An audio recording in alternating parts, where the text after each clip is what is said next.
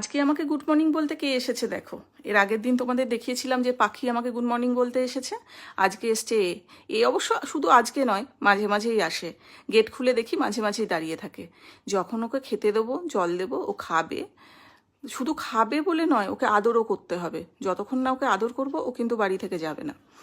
তো আমার বাড়ির লোকেরা আমাকে নিয়ে বেশ মজা করে যে তোমাকে গরু, ছাগল, কুকুর, বেড়াল, পাখি সবাই তোমার কাছে আসে। আমার কি বলো তো, ভীষণ ভালো লাগে। এদের ভালোবাসায় কোনো স্বার্থ থাকে না। মানুষের ভালোবাসায় একটু হলেও তো স্বার্থ থাকে বলো না। এরা নিঃস্বার্থভাবে ভালোবাসতে জানে। আর এদের সেবা করে না আমি মনে একটা শান্তি অনুভব করি। তো শুধু এরা নয়, আমার পিছনের বাগানে তোমরা হয়তো হাসবে শুনলে, একটা গোসাপও থাকে যাকে আমি খেতে দিই। আর এই নিয়ে খুব হাসাহাসি হয় আমাদের বাড়িতে। যাই হোক, সকাল সকাল এদের সেবা করে দিনটা আমার ভালো কাটে।